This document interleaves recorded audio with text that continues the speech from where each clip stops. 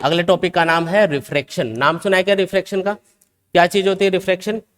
जब लाइट रे एक मीडियम से दूसरे मीडियम में एंटर करती है तो इस फिनोमेना को हम क्या बोलते हैं? Refraction of light. उस फिनोमेना में क्या होता है कि जब लाइट एक मीडियम से दूसरे मीडियम में जाती है तो वो अपनी इनिशियल डायरेक्शन से थोड़ी सी बेंड हो जाती है।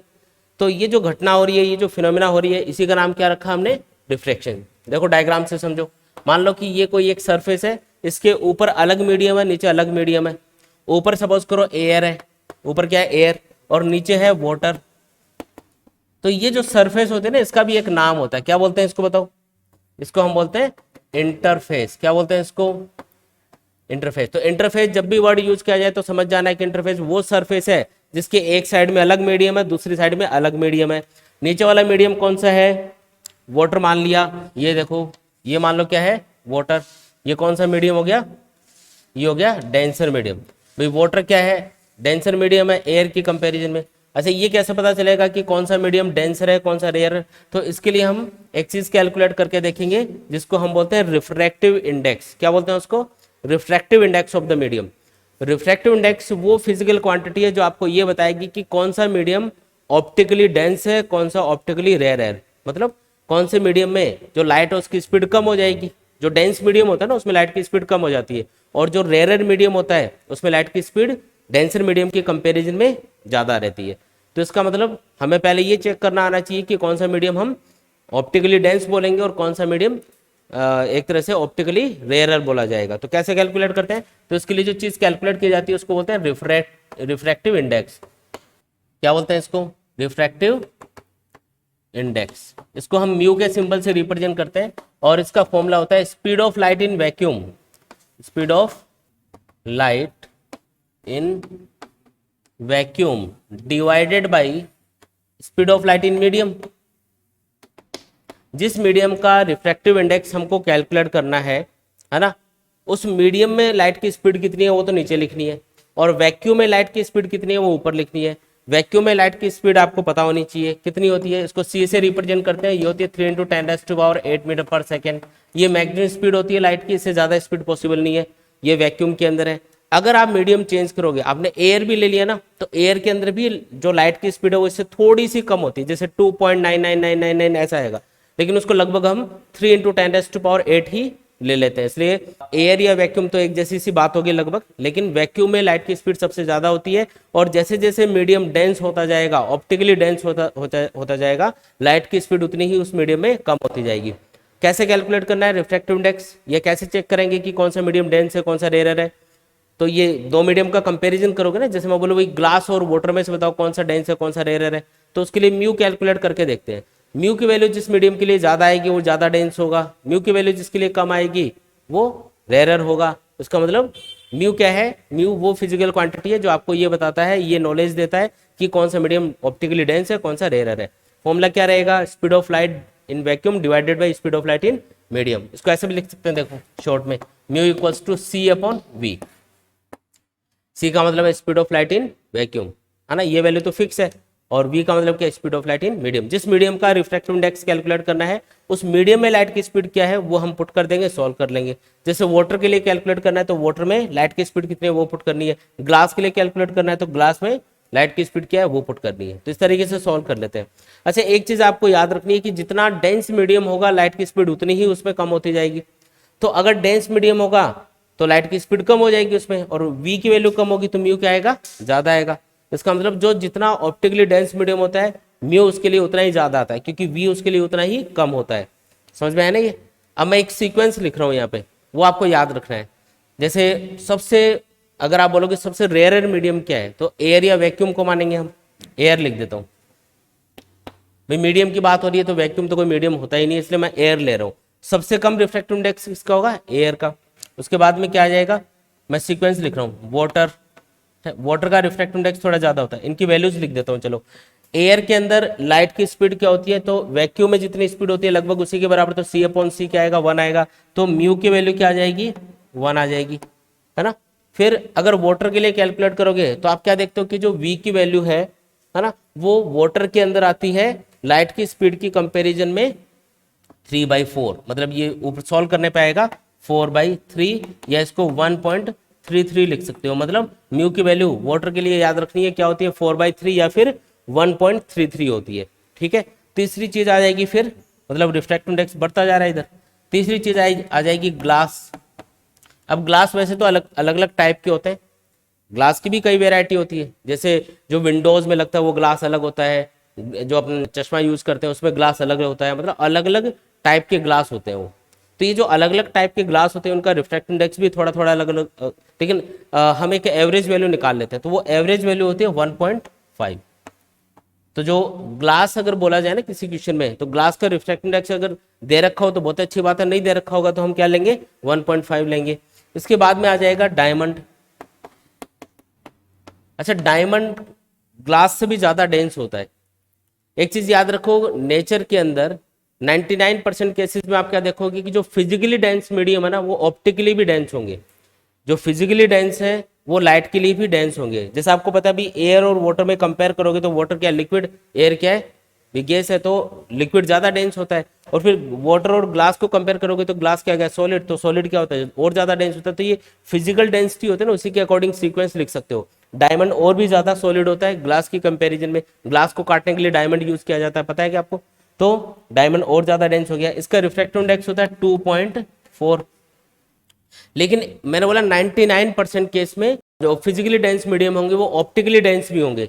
लेकिन 1% केस ऐसे होते हैं जिसमें कलर्ड मीडियम आ जाता है, और जहां पे कलर आ जाएगा ना मीडियम में, मीडियम कलर्ड मीडियम होगा। ये सब ट्रांसपेरेंट है, देखो एयर ट्रांसपेरेंट होती है, वाटर ट्रांसपेरेंट होता है अगर कोई कलर नहीं मिलाएंगे तो, है ना, ग्लास ट्रांसपेरेंट है और डायमंड भी ट्रांसपेरेंट है। तो ट्रांसपेरेंट मीडियम के लिए तो फिजिकली डेंसिटी आपको देख लेनी है, फिजिकल डेंस होगा तो ऑप्टिकली भी डेंस होगा। लेकिन कलर्ड मीडियम आ गया, जैसे केरोसिन है। अब केरोसिन है तो लिक्विड, लेकिन आप क्या देखोगे कि वो डायमंड से भी ज्यादा ऑप्टिकली डेंस होता है। भी कलर आ गया ना इसमें, केरोसिन का कलर आपको पता ना ब्लूइश कलर होता है। या पेट्रोल हो, पेट्रोल का कलर क्या होता है, ऑरेंज कलर का सा होता है पेट्रोल। तो ये जो कलर्ड मीडियम होते हैं, पेट्रोल, केरोसिन, या कोई इंक ले लो, है ना, इंक ले लिया आपने, तो वो लिक्विड जो इंक होगी वैसे तो वो लिक्विड है, डायमंड क्या है, सॉलिड है, लेकिन फिर भी जो इंक होती है, केरोसिन, पेट्रोल, कोई भी कलर्ड मीडियम वो हमेशा ऑप्टिकली ज्यादा डेंस होगा। तो मैं कोई भी कलर्ड मीडियम लिख देता हूँ इधर, एनी कलर मीडियम।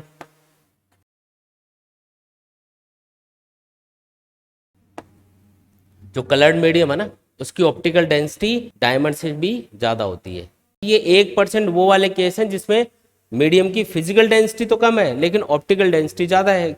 और वो किस वजह से हुआ, कलर आने की वजह से। कलर मीडियम होता है ना उसकी डेंसिटी क्या होती है, हमेशा ज्यादा होती है। तो ये सीक्वेंस आपको याद कर लेना है। क्या याद करना है, सीक्वेंस याद करना है। एयर का रिफ्रैक्टिव इंडेक्स 1, वाटर का 4/3 या 1.33, ग्लास का 1.5, डायमंड का 2.4, और कोई कलर मीडियम आ गया तो इसका इससे ज्यादा होगा। 2.4 से ज्यादा कुछ भी वैल्यू होगी, वो डिपेंड करेगा कि कौन सा मीडियम है, वो आपको याद नहीं करना, लेकिन वो आपको क्वेश्चन में गिवन होगा। लेकिन ये जरूर याद रखना है कि उसका रिफ्रैक्टिव इंडेक्स हमेशा डायमंड से भी ज्यादा होगा, 2.4 से भी उसकी वैल्यू ज्यादा आ रही होगी। समझ में आया क्या।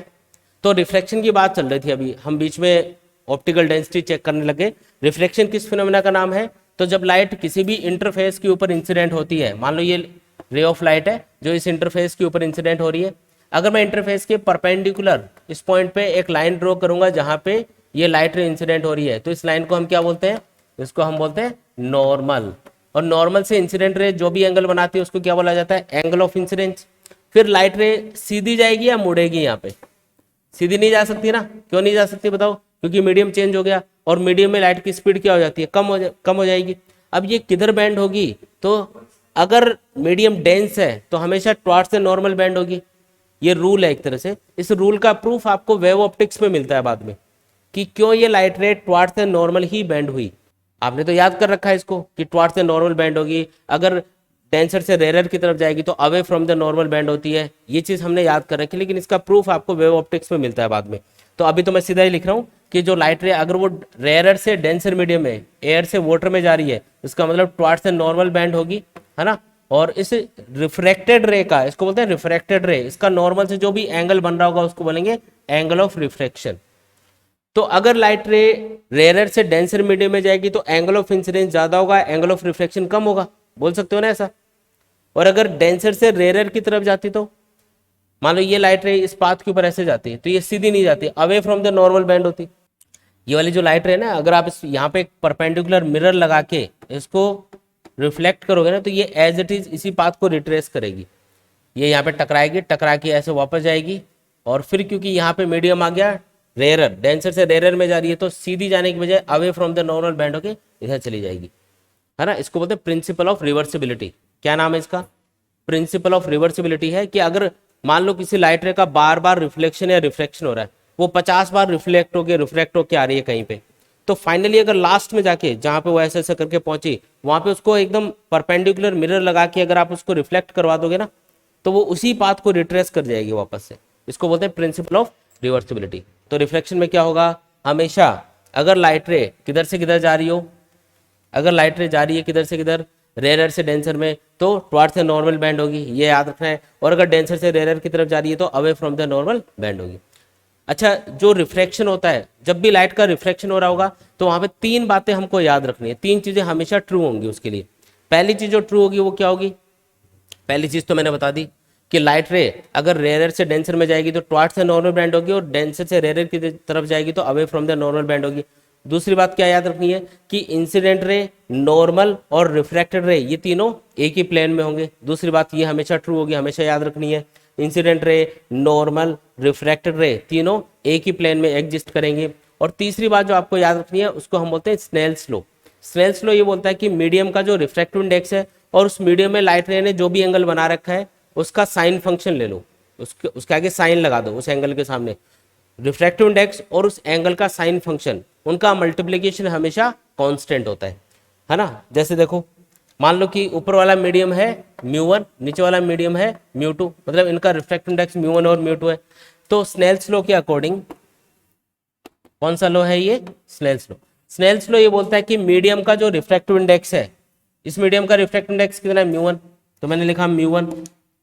इस मीडियम का जो रिफ्रैक्टिव इंडेक्स है और इस मीडियम में लाइट रे ने जो भी एंगल बना रखा है, जैसे आई बन रहा है तो साइन आई लिख देंगे। तो ये जो मल्टीप्लिकेशन आएगा ये हमेशा कांस्टेंट आएगा, इस वाली साइड में भी और इस वाली साइड में भी। अगर बराबर आएगा तो मैं इक्वल करके लिख देता हूँ।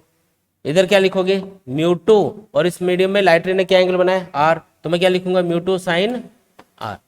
ये अपना रिलेशन आ गया। इसको हम क्या बोलते हैं? स्नेल्स लॉ बोलते हैं। लेकिन इसको इस तरीके से रटना नहीं है अपन को, ये मत रट लेना μ1 sine i equal to μ2 sine r, क्योंकि अगर मान लो लाइट रे इधर से इधर जा रही होती तो ये आई बोलते, उसको आर बोलते हम लोग, मीडियम तो यही रहते, लेकिन इस वाले एंगल को एंगल ऑफ इंसिडेंस बोल देते और इस वाले एंगल को एंगल ऑफ रिफ्लेक्शन। तो फॉर्मूला क्या बन जाता?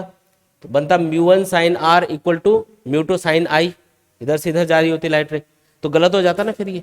इसलिए आपको याद क्या रखना है, आपको तरीका याद रखना है कि क्या करते हैं हम लोग, मीडियम का रिफ्रैक्टिव इंडेक्स लेते हैं, उस मीडियम में जो भी एंगल बन रहा होता है, चाहे आई बने, आर बने, कुछ भी बने, उसका साइन फंक्शन लेके मल्टीप्लाई कर लेना है, वो दोनों साइड में कांस्टेंट आएगा। μ1 साइन आई एक कांस्टेंट वैल्यू है और μ2 साइन आर ये भी एक कांस्टेंट वैल्यू है, और ये दोनों आपस में बराबर ही होती है, ये दोनों वैल्यू बराबर आएंगी, ठीक है। इसलिए इसको इस तरीके से लिखना है। कौन सा लॉ हो गया ये है स्नेल्स लॉ। बोलो आया कि नहीं आया? सिंपल है एकदम।